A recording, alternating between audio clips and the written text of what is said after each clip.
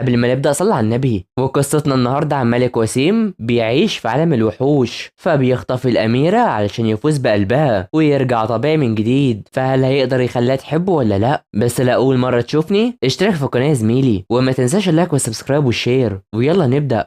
الجزء بيبدأ مع العقرب ومساعدته شين بعد ما لقوا سهيل اللي كان بيدور عليها من 5 سنين، وبيقول انها بنته وعايز يرجعها من تاني. بس سهيل بتكون فاقدة الذاكرة ورافضة تروح معاهم اصلا، وعلشان كده بيسيبها ترتاح شوية وعاوزين انهم يرجعوا ليها ذاكرتها من تاني. في المقابل بيكون القصر بيتجهز للحفلة اللي تشيبيه بتخطط ليها علشان تقدم هايتنغ كبنت للملك مولانغ عشان يعجب بيها ويحل عنها بقى. وطبعا بيكون كل الكابلز موجودين سوا مع بعض، وبيروح يشوف هايتنغ وهي بترقص التانغو مع تشيبيه بعد ما علمتها، والكل بيعجب بيهم بسبب رقصهم، بل ان مولانغ بيقوم يحيي تشيبيه على رقصها وهي اصلا كل هدفها في انه يعجب بهايتنغ، وبيروح يعرض عليها الرقص سوا وسط استغرابها. بس بالفعل بيرقصوا سوا وسط فرح هونغ وجون. بس مولانغ بيفتكر وقت ما رقصوا سوا مع بعض وهي بتلاحظ ده ومفكره انه ليه، وبيبعدوا عن بعض، وعلشان كده بيزعل لما بتجيب سيره ليه. فبيروح مش بيرقص معاها وبيرتاحوا، وبيخلي الكل يستمتع بالحفل ده وبيحيوه. فبنروح للبنت دي اللي عملت مجهود علشان تشتري دعوه للدخول عشان تقابل بايكي وتشرب معاه، وده اللي بيضايق هدوء وبتزعل. فبيروح وراها وبتفضل تلوم فيه وبتخبي غيرتها وعاوزه تكون معاه بس عشان هي اتضايقت، وبيجي لها مغص وبتروح جاريه الحمام بالراحه الوحشه اللي بتعملها دي. فبنروح لتشيبيه اللي بتعرض على مولانغ هايتنغ عشان هي بنت جميله وهتعمل اللي تحتاجه وهتهتم بيه، بس هو بيرفض ده بيخرج الكل. فبيفضل مصر على عدم قبول هايتنغ ومش بيغري اي حاجه، وعلشان هايتنغ اتاثر فيه بتفضل تتوسل في انها عاشت حياه صعبه والكل بتنمر عليها. فبيوافق على البقاء بس بيخليها مع تشيبيه وبيرفض اي قرار تاني خالص. فبيروحوا سوا وتشيبيه بتقرر قبولها لغايه ما تشوف حل مع مولانغ. فهايتنغ بتكون حزينه علشان الهدف الاساسي هو انها تكون مع الملك، وعلشان تشيبيه تهون عليها بتعرفها انها تعمل اي حاجه عشان يقبلها ويتفقوا سوا مع بعض، وبتخليها تروح وترتاح. في نفس الوقت مولانغ بيقرر يروح لتشيبيه علشان يوقفها على اللي بتعمله ده، وبيروح لها في هيئه ليه اللي بتستغرب انه عايز يوقفها على اللي بتعمله ومش عايزه تختار هايتنغ، بس هي بتفضل مصره على ده وبتقنعه بالكلام، وعلشان يوافقها ما بينش اي حاجه. فبنروح لمهان اللي بيلعب على هايتنغ وعايز يروح يطمن عليها. في نفس الوقت تشيبيه بتكون مع هايتنغ وبتتفق معاه انها تخرجها، وبتروح بالفعل تشيل الحراس اللي بيحرسوا الملك، وبتروح بتدور على مولانغ اللي فجاه بيمسكها وبتجيب ورا على طول بدل ما يقتلها، وده وسط متابعه تشيبيه ومهان. بس اول ما بتكون هتقتله تشيبيه بتيجي وبتفسد خطتها وبتكون مفكران بيحبوا ببعض وعاوزه تسيبهم براحتهم، بس بينكر عكس ده وعاوزاه تقبل هايتنغ بس بيطلعهم بره هما الاثنين. ومن هنا هايتنغ بتروح تلومها علشان هي كانت هتنجح لو لا تدخل عليها، وبتمشي وبتسيبها عشان هي تعبانه. فاول ما بتروح مهان بيطمن عليها وعاوزها تكون كويسه، فبتشيل ايده ومش عايزه تهتم بيه للدرجه دي علشان هي تعمل مهمتها بصوره طبيعيه. فبيصر على الاهتمام بيها وبيمشي وشايف انه غلبان. فبيعدي اليوم مع معرفه جون بان تشيبيه بعتت هايتنغ للقصر في السر وعاوزه يعمل خطه وهو انه يتجوز هايتنغ عشان يخلي تشيبيه تغير عليه، ولما يعمل كده ترجع له وهتحبه وساعتها ياخد القلاب بكل سهوله. بس بيرفض، وفجاه الحارس بيعرفه ان تشيبيه بتعمل اختبارات تانية للبنات وده بيضايقه كتير. فبنروح العقرب اللي بيروح لسويه وبيديها السيف ده علشان ممكن يساعدها على تذكر حياتها اللي فاتت، وبالفعل اول ما بتشوفه بتفتكر وقت محاربتها لمولانغ وبتفضل خايفه بشكل كبير، وعلشان كده الست دي بتطلعهم بره وبيكون مصر على انهم يحاولوا يرجعوا ذكرياتها علشان هو اعتمد على هايتنغ ومهان وفشلوا في قتل مولانغ، خصوصا ان في الحرب اللي قامت بينهم مولانغ اتفوق عليهم وعمل له اصابات لسه بيعاني منها لغايه دلوقتي. وحتى سوي خانته وهي بتحارب مولانغ، بس هي اخر امل ليه ولازم يحاولوا معاها اكتر من مره. فبيعدي الوقت مع هايتنغ اللي بتروح لقصر مولانغ وبتشوف العود الخاص بيه وبتبدا تعزف بالفعل. في نفس الوقت مولانغ بيكون مع جون وبيتكلموا قدام تشنار علشان هي دي اللي بتنقل كل حاجه للكل، وبيقولوا ان الملك بيحب هايتنغ وناوي يتجوزها وتكون معاه. فهي على طول بتروح تعرف كل اصحابها اللي بيروحوا يعرفوا كل المملكه كلها. فهنا بتعرف تشيبيه في ان الاخبار بين الملك وهايتنغ بين الناس انهم قضوا ليله كويسه بينهم، وده بيفرحها وبتشوف ان مولانغ ماكر كتير. فبنروح لمتابعه مان وجون ولي اللي هو مولانغ ومستغرب عشان كل تصرفات مولانغ زي ليه بالظبط وعاوز يعرف السر اللي مولانغ بيخبيه عنه. فبنروح لجون اللي بيروح يمشي هايتنغ من القصر بعد ما عزفت وايدها اتورمت ويا عيني بتكون حزينه. وفجاه اونغ بتروح لتشيبيه وبتخليها انها تقابل الملك اللي بالفعل بتروح له، وبتستغرب من عدم وجود هايتنغ وبتهنيه على اللي قضوه سوا والوقت ده، وبما انه دخل في علاقه مع هايتنغ فالمفروض يسيبها. فبيتضايق عليها وبيرفض انها تعمل اي حاجه وحشه علشان مش هيسمح لها بالذهاب الجواب قبل 3 شهور اللي متفقين عليهم. فبتروح وونغ بتحاول تعرفها في ان الملك بيهتم بيها، فالمفروض تكون كويسه اكتر من كده معاه، بس هي بترفض تسمع اي حاجه اصلا. في نفس الوقت هايتنغ بتكون جابت اخرها من كتر ما اتاذت من العزف لمولانغ، وبتتكلم مع موهان وشاكين فيه هو وليه علشان هو بيفقد قوته بالليل وعاوزين انهم يأذوه بالنهار وبيخططوا لده. فبنروح لسوهي اللي بتاخد السيف وبتتخلص منه علشان بيجيب لها ذكريات كتير، وتاني يوم بتكون هتهرب على طول، بس شين بتقابلها وبتخليه يغمى عليها وبتاخدها عند العقرب وبيكونوا خطفوها بيهددوها بيهم. فبيروح يفكرها وقت ما اداها السيف وعاوزه تفتكر كل حاجه وقت ما قتلت مولانغ، وان بسببها ما عرفوش يخلصوا على مولانغ، وبيروح يقتل قدام امها، وعلشان كده بيفتكر اللي حصل وانه كان مخطط مع موهان عشان يقتلوا مولانغ، بس وسط ما بيكون هيقتله والحرب اللي بينهم هي دفت عنه، وعلشان كده قوته ظهرت ودمرتهم، وبسببها هو فضل تعبان لمده 5 سنين وما كانش متوقع منها انها تكون خاينه كده. وفجاه ذكرياتها بترجع وبتعتذر ليه في انها مش هتفشل مره تانية وتقتله فعلا. فبنروح تنكر هايتنغ على شكل ليه وناويه تروح وتضحك على تشيبيه، وبالفعل بيروح لها وبيكون عايز يقابلها في الغابه بعد ساعتين من غير ما يعرفها السبب، وبترفض ان هونغ تروح معاه اصلا. فبيعدي الوقت ومولانغ بيجي وبيعرف من هونغ انه جو طلب مقابلتها، ووقتها بيعرف ان في شخص انتحل هويته وبيروح يدور عليها في كل مكان وبيستخدم قوته لده. فتشيبيه بتكون في الغابه واول ما بتسمع صوتها بيروح لها جري على طول. فهنا هايتنغ بتضربها وبتوريها انها القاتل اللي كان عايز يقتلها من زمان، ودلوقتي مفيش شخص ينقذها. وفجاه مولانغ بيجي بس هايتنغ بتهدده بيها وعايزه تعرف هويته عشان هو قوي جدا، فبيعرفها في انه ممكن يعمل اي حاجه علشانها، وعلشان كده هايتنغ بتضربه بالسكاكين ومش بيقدر يتكلم خالص. وفي الضربه الاخيره بيعمل قوته وبيوجه لها السكين، واول ما بتكون تضربه وبتطمن على تشيبيه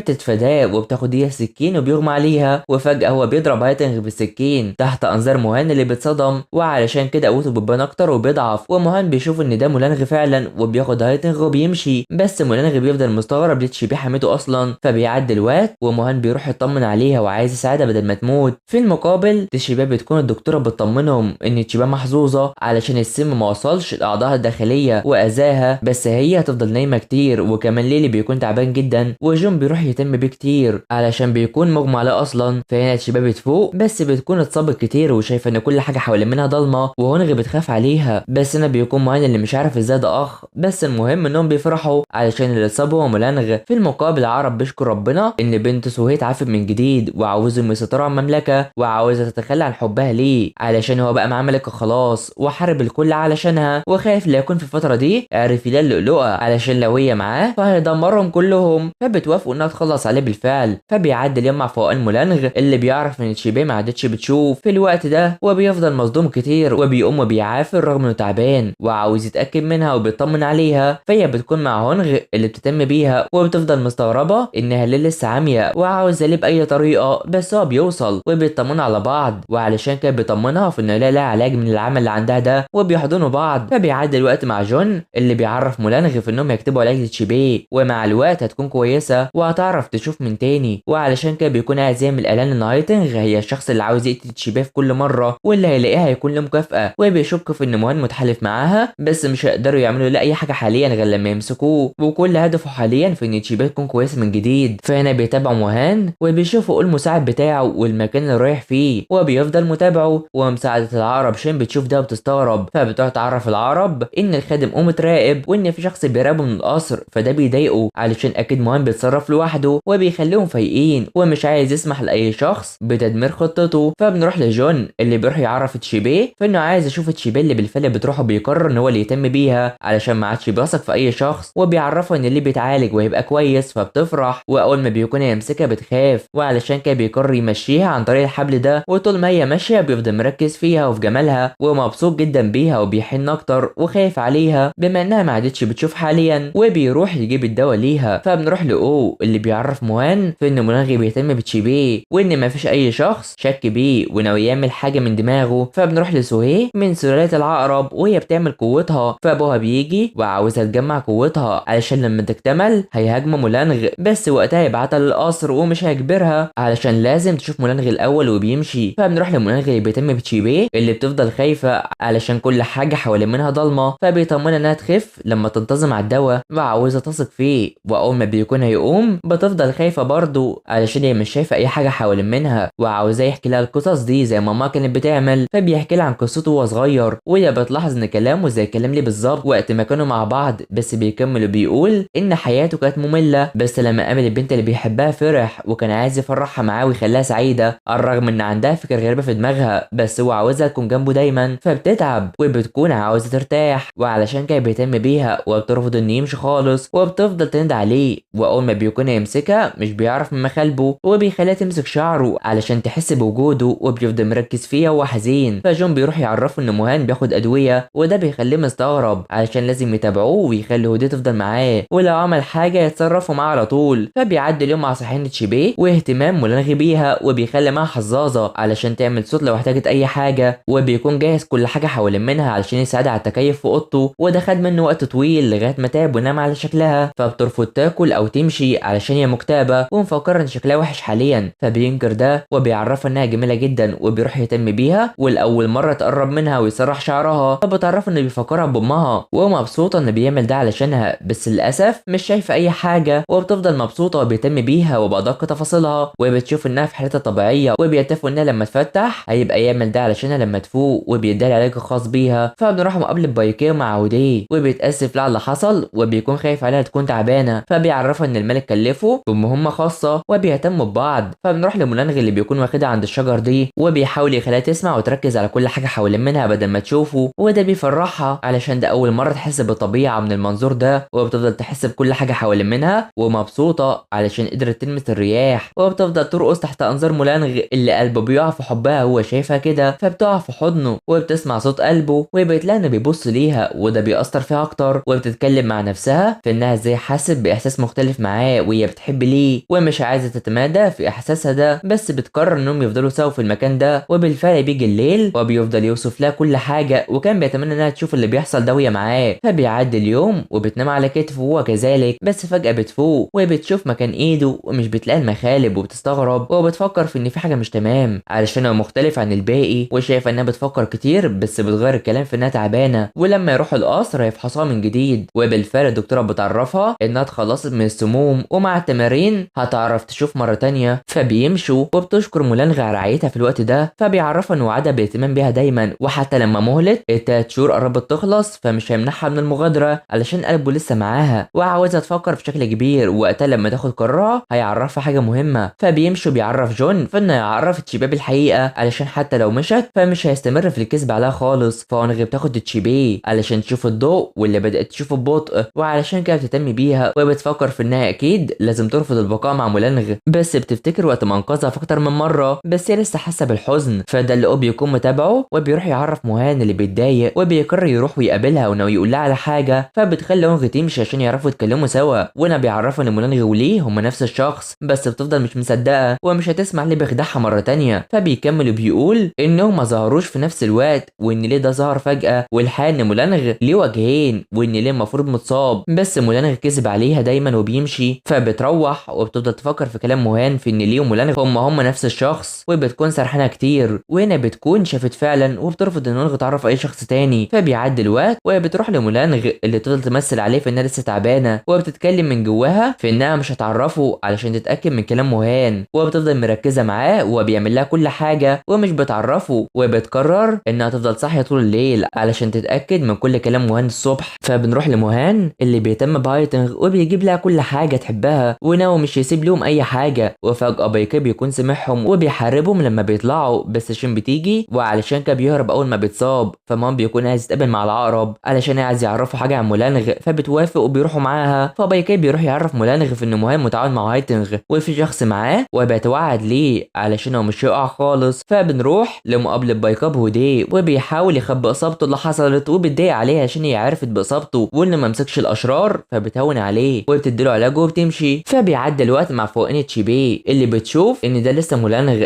وفجاه بتصدم لما بتشوف ان مولانغ اتحول ليه وفقد قوته، وبتفضل مصدومه منه. فاول ما بيمشي بتكون مصدومه، بل بيشوف انها عرفت تشوف، وبتواجهه في ان اللي بيكذب عليها وعاوزه تعرف اللي بيحصل في المكان ده. فبيعرف ان العشيره الوحوش ربيع ولازم يلاقي قوته عشان يحمي شعبه، وفي النهار بيفقد قوته علشان كده بيرجع طبيعته، اما بالليل بيكون بالشكل اللي بتشوفه بيه ده، ولازم يتخفى بالقناع، وان هي الوحيده اللي عارفه بهويته. فبتتضايق عليه علشان هو كان بيخدعها طول الفتره دي، على الرغم انها كانت حاسه بتشابه بينهم وعاوزه تعرف وليه اختارها هي بالذات علشان يجيبها لهنا. فبيعرف ان من 5 سنين وقت ما كان بيدور على اللؤلؤ لقاها مهان عمل له كمين وكان مصاب، وبالصدفه جه لعالمها وقابلها بالصدفه، بس هي خدت منه لؤلؤه وبقت جواها. فبتشوف انه كان بيكذب عليها كتير وكانت عايزاه يقتلها، بس انا بيعرفها انه ما يعرفش يعمل ده علشان هو مش هياخدها الا من خلال قبه الحب الحقيقي. فبتشوف ان كده كان كذب وبترفض تصدقه في انه بيحبها وبترمي له خاتمه علشان هي مش عايزه تشوفه خالص. فبيتاثر وبيقرر انه يرجعها لتشيا من تاني، وبتمشي وهي بتبكي وهو كمان بيبكي كتير وبيكون حزين علشان هي تتخلى عنه خلاص. فبتطلع وهي حزينه وبتفكر في اول مره قابلته وقت ما انقذها من الاذى، وان اللؤلؤه دي دخلت جواه واغمى عليه، بس وهي رايحه تساعده كان اختفى. فهونغ بتروح تشوف انها بتبكي كتير، فبتعرفها انها اتعرضت للغش، وعلشان كده هونغ بتعرفها انها تكون معاه دايما. ومن هنا تشيبا بتعرفها انها اول شخص قابلته وكانت عايزه تمشي في الاول، بس اعتبرتها صاحبتها الحقيقيه وكانت هتحب المكان ده علشان كانت مفكره انها تلاقي الحب الحقيقي، بس ده كله كان كذب. وبتعرفها انها تمشي وبتهون على هونغ اللي مش عايزاها تنساها خالص. فبنروح لجون اللي بيعرف ان مولانغ هيرجع تشيبا من جديد علشان هو جابها غصب عنها واستغلها اصلا. فبنروح مقابله موان بالعقرب وهاتنغ اللي مش طايقاه، فالعقرب بيكون عايز يستغلها ويقتلها علشان يتحالفوا سوا. فموان بيرفض يعمل ده وبيقرر انه يستخدم سر مولانغ كصفقه بينهم، وساعتها هو يتدمر خالص. فبنروح لتشيبا اللي بتسمع كلام جون ومولانغ في انه بدون اللؤلؤه فهيموت، وبيوصيه على انه لما يموت يختاروا شخص كويس. فبتشوف انه كذب عليها وبتبكي، وجون بيطلع وبيأكد ده عليها علشان هو ضعيف كتير، علشان هو مش عايز يجبرها على البقاء وكان بيهتم بيها كتير، وبيعرفها ان مولانغ طيب وبيهتم بالكل، ولولا اللي حصل له ما كانش يستخدم الحيله دي معاها، خصوصا انه حاسس بالذنب تجاهها دايما. بس بعد كده وقع في حبها، ودي لاول مره اصلا للدرجه اللي اتخلى عن اللؤلؤه علشانها. وبتشوف ان الحاجه الوحيده لارجاع اللؤلؤه هي البوصه الحقيقيه، واول ما بتكون هتروح تعمل ده بيمنعها. فبتعرف انها سمعت انه يموت بدونها، فبيسالها في انها فعلا حبت تلاقي مولانغ، فبتنكر ده وبيكون هيرجعها بس بتمنعه علشان هو ازاي هيموت بالسهوله دي وهو القائد. وبتيجي تبوسه بس بيرفض يعمل ده علشان بدون حبها فملهاش لازمه، وحتى اخر فرصه بتديها له بيرفضها. فهنا جون بيروح لهونغ جو ومش بيلاقيها، بس بيلاقي انها مشت وسابت رساله، وبتعرفه انها تروح مع تشيبيه وهتسيبه مع مولانغ، ولو كان بيحبها يروح لها فعلا وبتودعه. فبيحزن كتير علشان ده حبه وبيجري عشان يمنعها باي طريقه. فهم ماشيين هونغ بتروح تعرف تشيبيه في انها تروح معاها علشان تهتم بيها وهتفضل تدعمها على طول. وفجاه جون بيجي وبيكون خايف، فتشيبيه بتعرفها انها حابه اهتمامها، بس دي شيء هتكون صعبه عليها وعاوزاها تكون مع جون، وعاوزاهم يعرفوا بايكا وهودي انهم يبطلوا خناق افضل علشان صعب تلاقي الحب في الوقت ده وبيمشوا. فطول ماما ماشيين تشيبيه بتفضل تفكر في كل حاجه كانت مع مولانغ فيها، وهودي كان بيهتم بيها كتير وفرحهم سوا هما الاثنين، والاوقات اللي فرحها كتير وهي معاه. وبتكون حزينه وبتساله في انه ليه خدها عشان تشوف كوكبه دي، فبيعرفها علشان كان اسمها مولانغ على اسمه، وده بيأثر فيهم هما الاثنين. وبتعرفه انها كانت لازم تكتشف ان ليه مولانغ هما نفس الشخص، وده بيخليه يمشي عشان يوصلها. فهو ماشي بيوصل المكان ده وبتشوف انه كان بيكذب عليها على طول، فبتأسف ليها وعاوزها لما ترجع تنسى كل حاجه وتنساه، وبيعمل سحره. وبتشوف ان ده المكان اللي جت بيه هنا وممكن ترجع من خلاله. فبتكون رايحه فبينادى عليها علشان ده هيكون اخر وداع، وبتقرر تمشي بالفعل وهي حزينه، وهما الاتنين بيفضلوا واقفين يبصوا لبعض وبيودعوا بعض وبتمشي. بس هو بيضعف كتير وبيصرخ على فقدانها وبيغمى عليه. فبتروح للجنرال ميل اللي بيفرح جدا بيها وكان مستني شنقار تيجي معاها، بس هي بتفضل حزينه وبتروح. فبيعدي اليوم ومولانغ بيفوق وحزين، وبيروح القصر يعرف جون في انه ينشر ان ما عادش هيبقى فيه شخص اسمه تشيبيه ولا ملكه الوحوش. في نفس الوقت تشيبيه بتفوق وبتنادي على هونغجو، بس بتصدم من الواقع وانها رجعت. فبتروح تتكلم مع مساعدتها دي وبتعرفها ان عشيره الوحوش دي فيها اشخاص كويسين، بس بتفضل مستغربه من نفسها علشان بدل ما تفرح انها رجعت زي ما كانت عايزه، بس هي ملهاش نفس لاي حاجه هنا. فبتتكلم وتفضل مش عارفه تتكيف على الرجوع من تاني، وبتمثل علشان الوقت كده يخليها تتعود على ده. فبنروح لعشيره الوحوش مع مقابله هونغ بجون وبيعرض عليها التعيين في مكان تاني، فبترفض علشان ممكن تشيبيه ترجع وتستناها. فبيهون عليها في انها ممكن ترجع بالفعل. في نفس الوقت بايكا بيكون مع هودي وشايف ان القصر بقى كئيب بعد ما تشيبيه مشت، وده على نقيض هودي اللي بتكون شايف انه بقى هادي، بس بيلاحظ انها اتأثرت كتير بكلامها، وده وسط ما مولانغ كان حزين بشكل كبير. فبنروح لتشيبيه اللي بتروح تتسوق وبتشتري حاجات كتير، بس بتتأثر اول ما بتشوف ذئب. فمولانغ بيكون مكتئب وبيطلع اكتئابه في الكلمات، بس هنا تشيبيه بتروح تدور على التميمه اللي فيها سن الذئب الخاصه بمولانغ وبتتأثر، وكمان هو بيكون متأثر وشايف ان تشيبيه سابت اثر كبير في حياته وفي عشيره الوحوش، بس اللي عمله ما عادش فيه تراجع خلاص. فبنروح اتفاق مهان مع العقرب انهم يعرفوا لكل ان مولانغ عنده وجهين، وعاوز ينشر ده بحجه انه بيمارس الشعوذه، وساعتها ينجحوا في اللي فشلوا فيه من 5 سنين. فالعقرب بيعرفوا في انه لما سوى 9 قوتها هيخلص على مولانغ بكل سهوله بسهولة وان السر ده مش هيغير فيه اي حاجة وعاوزه انه يتتبعه خلاص. فبنروح للجنرال ماي اللي بيكون رسمت شنقار وبيفضل مفتقدها، واول ما بتيجي تشيبيه بيحكي له عن معاناته وفقدانها وبتقرر تشرب معاه برضه وبتعرفه ان هي كمان بتشتاق ليه وجايز يتقابلوا من جديد. وبيفضل مستغرب ليه مولانغ رجعها بسهوله كده ولا يكونوا اتخانقوا، فبتعرفه انها مش عايزه ترجع بس بيواجهها في انها جات لهنا ولسه مش مبسوطه، وبيفكرها بكل شخص في عشيره الوحوش واللي كانوا جنبها، فبتبكي كتير علشان هي لسه بتشتاق وبتحب مولانغ.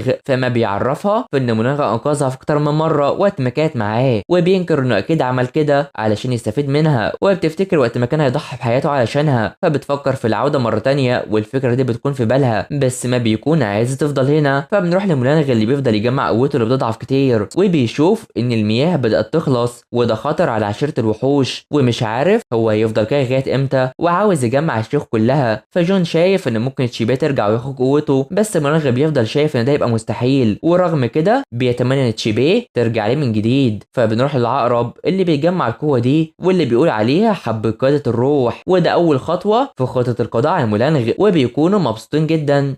فبيجمع الشيوخ وبيعرفهم انهم يلاقي شخص يتولى الحكم بداله علشان هو مش هيخلف خلاص بما ان تشيبيه مشت، وبيقرر انه يروح لدشي عشان يطمن على تشيبيه عشان يشوف هي فعلا فرحانه وهي بعيده عنه ولا لا. فهنا بيروح لها بالفعل وبيكون مع الميداليه اللي الطفله اديتها ليه وبيفتكر وقت ما اديتها ليه والذكرى اللي فرحوا فيها سوا مع بعض وقت ما كانت مفكره ان هو دي ليه، وبيكون حزين بس ان تشيبيه بتكون مش عارفه تنام خالص والخادمه بتاعتها مستغربه بس هي تفضل عايزه تطمن على مولانغ ومش عارفه احواله ايه من غير اللؤلؤه المقدسه، وبتطلع بيتخفى منها بس بتحس ان في شخص موجود ومفكران مولانغ اللي بتفضل تنادي عليه بس بلا جدوى خالص وهو يا عيني بيفضل حزين. فبيعدي اليوم وبتروح تعرف الجنرال ماي في انها مفكره ان مولانغ كان موجود وعاوزاه يتابعه لما يجي علشان يشوف شنقار، ومن هنا بتطلع بتعمل نفسها تتصاب فبيلحقها ووقتها بيتصدموا من بعض وبيعرف انها عملت كده عن قصد. الطفله بنغي بتيجي وبتعرف ان ده اللي كان معاه في عالم الوحوش وانه اكيد بيحبها علشان جالها مخصوص وعاوزاها تديله فرصه، فبيتاثروا وبعد ما بيخلص بيكون هيمشي وفجاه بتعرفوا انها مش كويسه هنا وعاوزه ترجع لعالم الوحوش عشان هي اشتقت للكل، وده بيفرحه كتير وبيروح بسرعه يجمع كل حاجه بما ان ما هيجي معاه وبيفرحوا. فبيمشي وبيروح الغابه وبيخلي ما يعرفش السر ده لاي شخص وبيعمل سحر وبيوصله، فبيحضر نفسه عشان يعجب شنقار وبيمشوا. فبتوصل القصر اللي بتشتاق ليه كتير انها رجعت لنا من جديد، واول ما بيكون هيمشي بتفضل مقموصه منه بسبب اللي حصل ومترددين انهم ما يكلموش بعض هما الاثنين لغايه ما بتشوفه بيمشي. فهنا نغجو بتيجي وبتديها هديه الحذاء اللي كعب علي ده علشان بيعجب الرجاله وممكن تخطف قلب جون ساعتها. فتشيبه بتروح لوديه اللي بتكابر اول ما بتشوفها في انها مش مبسوطه بس هنا بتجيب لها حاجات كتير واللي بتكون اصدارات محدوده وبتعرفها انها جميله ولازم تبص اللي حوالين منها، بل بتروح لبويكيه وبتدي له مستحضرات تجميل كويسه كتير عشان يديها ليها في الوقت المناسب. فبنروح لشنقار اللي بتفكر في جنرال ماي وعاوزه تقابله بس فجاه بيجي وبيتصدموا وبيكونوا وحشوا بعض بشكل كبير وبيتفقوا على انهم مش هيفترقوا مره تانية. فبنروح لنغجو اللي بتكون مش عارفه تمشي في الكعب العالي ده وبتيجي تقع بس جو بيمسكها وبيقرر يخلعها الحذاء ده وبيشيلها وبتفضل مبسوطه كتير بده، واول ما بيوصلها بتشكره على طول وبتديله القفازات بتاعته اللي كانت اشتريتها وبيتاثروا وبتكسفوا من بعض. فبنروح لجون اللي بيكون متضايق علشان تشيبه اكيد ما جابتش ليه هديه علشان هو معاه وبيفكر بانه يعتذر ليها ويستغل وجودها هنا. فهنا بايكيه بيروح لهوديه وبيكون غبي جدا ومش عارف ان دي تشيبه كان قصدها انه يديها لهوديه اللي بتزهق من غبائه وبتخرجه بره على طول. فبنروح مقابله شباب مولانغ اللي بتاسف ليها في ان المفروض ما كانش يخدعها وعلشان كده بتكون عايزاه يقول لها قصه قبل ما تنام وعاوزه تقرب منه، ومن هنا بيحكي لها عن حياته زمان هو مع مهان بس هو بيحكي بتنام على كلامه، ومن هنا بيبدا يتم بيها وبيبوسها وبيمشي ومبسوط. فبنروح للعقرب اللي بيكون جمع حبوب السم بكميات كبيره وعاوزين يجربوها على الناس بقى، وبالفعل بنروح مع هونان وهونغ اللي بتحس ان في حاجه بتتابعهم واللي بتكون شين اللي بتخدرهم وبتاخدهم العقرب وبيجرب الحبوب عليهم واللي بتكون بتسيطر عليهم كليا وبينفذوا كل اللي بيعملوه بيفرح. فبنروح لمولانغ اللي بيروح لتشيبيه وبيعرض عليها في انهم يخرجوا سوا في مهرجان النهر اللي بيكونوا فيه مع بعض، وهي وهو ما بتصدقوا انهم بداوا يتقربوا من بعض. فبنروح للعقرب اللي بيخلي هونغ وهونان ياخدوا الحبوب دي اللي بتستمر مفعولها اليوم وعاوزاهم يحطوا الحبوب دي في الطعام اللي في القصر وانهم يسمعوا كلامه هو، وبيروح لبنت سوهي اللي عايزه تتكلم مع مولانغ الاول علشان هي كانت معاه على طول اكتر من تشيبيه وعاوزه تتاكد منه قبل ما ينفذوا خطتهم، وبتودوا انها مش هتخونه المره دي. فبنروح لتشيبيه وهي بتحضر نفسها عشان تعجب مولانغ اللي بيكون بتخيلها برضه علشان مش عارف يعتذر لها ازاي. فبنروح لونغ اللي بتروح لمي وتشن ار وعاوزاهم ياكلوا الطعام بس بيرفضوا وبيتفاجئوا منها، بس ما بيكون عايزهم يتجوزوا بسرعه. فبنيجي لليل مع خروجه تشيبيه ومولانغ مع بعض في المهرجان، واول ما بيروحوا سوا بتيجي وبتفاجئ انها لسه عايشه اصلا عشان من 5 سنين وهم دوروا عليها واتفاجئوا بشكل كبير، بل بتقول كلام حلو تشيبيه اللي بتشك فيها، وعلشان كانت بتعترف بحبها لمولانغ بس هو مش بيكون قادر يبادلها الشعور ده، وعلشان كانت بتتضايق وبتمشي. فتشيبيه بتروح اللي عارفه كل حاجه تشن ار، وكل لما نهونغ وهنام بيتعاونوا تحت التاثير. فبنروح لسوي اللي بتروح لوديه وعاوزه تساعدها في التخلص لتشيبيه، وفي المقابل هي مش هتاخد مكانها كنائب القائد. فبنروح لمولانغ اللي بيعرف جون بانه مش هيتخلى عن شيبيه، بل حتى بعد زور سوي خصوصا انه عايز حب نقي علشان هو كان لوحده على مدار 10 سنين. فبيعدي اليوم مع تشيبيه اللي بتشوف ان الكل بيتكلم عن سوي وعن علاقتهم زمان مع مولانغ، وده بيضايقها وقت ما بتعرف ده من شن ار، بل بتلاقي ان هوديه مش طايقاها وبتعرف وقتها ان التحدي بينها وبين سوي حصل، وبتقرر تروح لها. فبتستغرب من مقابلتها وبيتكلموا كل واحده عايزه التانيه تستسلم اصلا، وعلشان كده بتعرفها ان من زمان ومولانغ مش بيحبها خالص بس بتنكر ده، وعلشان كده بيقرروا يتحدوا بعض. فبنروح لبايكيه اللي بيعترف بحبه لهوديه وبيعرفه انه بيحب كل حاجه عنها بس بتتكسف وبتجري على طول. فبنروح لتشيبيه اللي بتالف روايه البشر ومستذئب والكل بيفرح بيها وبتاثروا منها كمان، وده اللي بيعرفه مولانغ وبيشوف ان تشيبيه بتدافع عن موقعها وبتهتم بيه كتير. فبنروح لسوهي اللي بتروح للشيوخ اللي بيكونوا عايزينها تشوف شخص تاني علشان الحب من جانب واحد مش هينفع خالص. فبنروح للاسف مولانغ لتشيبيه باللي عمله وعاوز منها فرصه تانيه وانه مش بيحب سوهي خالص، فبتوافق بالفعل وبيحضنوا بعض. وفجاه سوهي بتيجي وبتعترف بحبها ليه بس هو بيرفض يبدلها نفس الحب اصلا. فبتروح لابوها اللي بيدعي عرب الدم اللي قادر يعزز قوتها بشكل كبير علشان يوتنوا قوه بعد قوته القلقه دي، ولو عملت كده فكل عشيره الوحوش هيسمعوا كلامها، وبتفكر في الانتقام بالفعل. فبنروح لحط ونان الحبوب في الطعام اللي هيتوزع على الجنود وناويين يسيطروا عليهم بالفعل، وكلهم بيتاثروا بشكل كبير سواء الجنود او تشن ار، وحتى جون بيتاثر منها وبتخليه يقتل مولانغ في اقرب وقت وبتفرح. فبنروح اندماج عرب الدم مع سوهي اللي بتتاثر جدا، بس انا بنعرف انه عمل كده عشان تكون قوتها كبيره ووقتها هي هتموت من 3 ل 6 شهور وده الطبيعي عندها، وبالفعل العقرب بينجح في الاندماج مع سوهي وبتمشي. فبنروح لتشيبيه اللي سوهي بتضربها وبتعمل فيها السم بتاعها. فهنا جون بيحارب مولانغ بس بيخليهم عليه وبيشوف انه متاثر بحاجه وبيفكر في تشيبيه اللي بتكون سوهي عاوزاها تموت وتتعذب بشكل كبير وبتاخد منها اللقلقه دي علشان ده الحاجه اللي مولانغ حبها علشانها. وبالفعل بيوصلوا وبيروح يطمن على تشيبيه اللي بيشوف انه مغمى عليها واتسممت، وعلشان كده سوهي بتعرض عليه انه يكون معاها بس بيرفض، واول ما بيطلع بيلاقي كل الجنود ضده وعاوزين يقتلوه بس بيهرب خالص. فبيروح الغابه وبيحاول يشيل السم بس مش بيعرف، وهنا الجنرال ما بيجي وبيعرف باللي حصل وبيكون هيراقب المكان. فمولانغ بيعمل قوته علشان يخرج السم بس بيفضل ضعيف، وعلشان كده بيقرر يمص الدم من دمها ورقبتها وبيخليها كويسه وبيغمى هو عليه. فبيعدي اليوم مع مولانغ اللي بيفوق وبيقرر مي ان يروح المدينه علشان يجيب لها طعام ويراقب الوضع. في نفس الوقت العرب بيوصل هو ومهان والكل متاثر بس بيقرر يبعت جنود يمسكوا بمولانغ. فبنروح لخطه العرب اللي عايز يكون هو الملك وبيضحك على مهان علشان يكون في صفه بس، وبيقرر يمنع الاشخاص من الحمل خالص. فبنروح لفوقانية تشيبيه اللي بتعرف اللي حصل وان شكله متغيرش علشان امتص السم. فبيروح يتكلم مع مي اللي قرر يساعده خلاص وناوي يدخل القصر ويتظاهر انه متخدر زيهم علشان يحاول يلاقي طريقه يعكس بها التاثير وبيتفقوا سوا. فتشيبيه بتلوم نفسها علشان اللؤلؤه مش معاها بس هو بيطمنها وناوي يحل كل حاجه. فبيقرر ياخدها الكهف ده اللي في الكوكبه بتاعته واللي هيتخافوا فيه وبيعرفها نفتكره دايما من خلاله، وبيضعف بس هي بتلاحظ ده وبتكون عايز تهرب منه تسمم، فما فيش قدامه وقت كتير يعيش فيه وبيحضنوا بعض وبتبكي وعاوزاهم يتجوزوا من تاني عشان قلبها اختاره هو وانه الوحيد في حياتها طالما هما بيحبوا بعض، وبيتحضروا وبيوعدوا بعض في انهم يبقوا ازواج فعلا وبيعملوا كل الطقوس اللازمه لده وبيفرحوا، بل بيعرفوا ان ليله القمر لما تظهر مش هيعرف يسيطر على نفسه بس قوته هتزيد فده هيكون كويس، وعاوز يرجعها لدشيه علشان طول ما هي هنا هتكون في خطر كبير وبيحضنوا بعض. فبنروح لميل اللي بيقفشوه وبيروحوا يعذبوا فيه علشان يقول على مكان شيبان مولانغ بس مش بيقول. فبيهددوه بتشنقار وبيجرحوا فيها ومن كتر الضغط عليه بيقتل نفسه، وبيحاول يوصل تشنقار وبيعرفها ان ده كان اليوم اللي هيتجوزوا فيه ومش هيعرف يعمل ده خلاص وبيموت بالفعل، وهي بتبكي وبيغمى عليها. فبنروح لسواو والجنود اللي بيدوروا في الغابه على مولانغ اللي بيهرب منهم وبيحاول يمشيها من هنا بس قوته بتكون ضعيفه، واول ما بيفتح الباب بسحره بترفض تمشي علشان هما يفضلوا سوا مهما حصل. وفجأة القمر بيظهر وبيتأثر، بس هو عاوز انها تمشي، وفجأة قوته بتكبر وبيروح يتجنن على تشيبيه وعاوز يقتلها، بس هي بتفضل تنادي عليه وبيعرفها، بس ناس بتيجي وبينجحوا في مسكه بالفعل، وده عن طريق السلسلة دي. وبيرفضوا قتل تشيبيه علشان لها تأثير على مولانغ، واللي بيفرح من ده هو مهان، وبجد بيكون وحش جدا. فبيعدي الوقت مع مولانغ اللي بيفوق وبيكون محبوس وبيحب في تشيبيه، بس سوهي بتعرض عليه اللقا لو حبها، فبيرفض وبيتمسك بيها علشان تشيبيه الوحيدة اللي قلبه حبها. وعلشان كده تشيبيه بتقوم علشان تنقذ نفسها وتتخلى عن حب مولانغ، وهتقطعه قدام الكل بكره، وهو يا عيني بيكون مصدوم. بس سوهي بتطلعها من السجن، فبتروح من الواضح انها بتفكر في حاجه. فمهان بيشوف ان المياه جافه وبيقرر يروح يسأل مولانغ اللي بيفضل حزين، بس بيروح يسخر منه وشايف ان عشيرة الوحوش هتكون بتاعته. بس مهان عاوز يعرف كل حاجه مخباها عنه، فبيعرفه في ان الربيع بدأ يجف، وده مهمة الملوك في اعطائه القوه عشان الطاعون لسه مخلص، وكل مهمتهم هو قضاء حياتهم في سبيل خدمه العشيره، وهيموت في الاخر. وده اللي حصل مع عيلتهم كلها، وما قالهوش عشان هو اخوه كبير، وعلشان كده بحث عن اللؤلؤه علشان يغير مصيره، ومش عايز ان العرب هو اللي يحكمهم، وبيمشي ومش مصدق ده. فبيعدي اليوم على تثبيت مولانغ وتشيبيه اللي بتيجي عشان تقتل مولانغ، وتسويا بتعرفها ان الحب مجرد خدعه، وبتاخد السيف عشان تقتله، ومولانغ بيشجعها على ده، بس انا بتجرحها وبتجرح نفسها علشان دمها هيديله قوه مؤقته، وبتبوسه وبيجي قوتهم بالفعل وبيغمى عليها. فاول ما بيكونوا يحاربوه بيعمل قوته وبيروح يقتل سوي اول ما بتكون هتحاربه، وبيخلي الكل يغمى عليه. فبيطمن على تشيبيه اللي بيغمى عليها، فبيعدي الوقت وبتفوق، وهونغ بتعرفها انهم فاقوا وقبضوا على الاشرار، وعلشان كده بتخاف على مولانغ وبتروح مش بتلاقيه، وبتحزن جدا عليه علشان مفكره انه مات. بس فجاه بيطلع ليها وبيتقابلوا، والحب بيكبر بينهم، وهي بتروح تحضنه من خوفها وحبها ليه وعليه. فبيعرفها في انه اخد اللؤلؤه وبقى كويس، وبيشكره على اللي عملته علشان بقى كويس خلاص. بس انا بيعرفها ان الجنرال ما انتحر عشان يحافظ على سرهم، وده بيخليها حزينه. فبيروح يتكلم مع مهان وعاوزه يتم بهايتنغ، واول ما بيكون يقتل نفسه بيمنعه وعاوزه يتعلم اكتر ومش مهم اللي عمله. وعلشان كده بيعرف ان اختياره زمان عرف معناها دلوقتي، خصوصا انهم عيله ومولانغ مش هيتخلى عنه ابدا. فبيعدي الوقت مع جنازه الجنرال مي وتشنقار اللي بتروح تودعه علشان هو كان بطل وكانت بتحبه كتير، وكل العشيره بتودعه بالفوانيس دي، وكل واحد فيهم بيفتكر اللي عمله ما علشانهم، وبيفضلوا يبكوا كتير وبيودعوه. وهنا مهان وايتنغ بيحبوا بعض وبيقرروا انهم يقضوا عقوبتهم سوا. فبيعدي الوقت مع نصايح تشيبيه هونغ في انها تحاول تخرج مع جون بما انهم في اجازه، وبالفعل بيجي وبيكون عايز يكلمها اصلا ويتفقوا على الخروج سوا في نفس الوقت. بايكا وده بيتفقوا على الخروج سوا، وبيخيرها بين انها تكون حبيبته او لا، وعلشان كده بتبوسه وبيمشوا. فبنروح لمقابله جون بهونغ وبتعرفه انها كانت بتراقبه، بس هي خادمه فمش قادره تعمل له حاجات كتير، وبتعترف انها معجبه بيه، وده بيصدمه، وعلشان كده بيعترف بحبه لها من زمان وما كانش قادر يقول ده ليها. وبيفرحوا هما الاثنين، وبيقرر يبوسها عن طريق القناع ده علشان لو لمسها تتسمم، وبيفرحوا هما كمان. فبنروح لتشيبيه اللي بتعمل مفاجاه لمولانغ وهي ملابس دي، وعاوزه انهم يلبسوها علشان ده بيبين انهم زوجين فعلا، وبيفضلوا يفرحوا ببعض هما الاثنين بما انه وسيم ومش متعوده على شكله ده، وبيعترف بحبه ليها وبيفرح اكتر، وبيقرروا يعيشوا حياتهم بقى. فبيعدي سنه مع مهان وايتنغ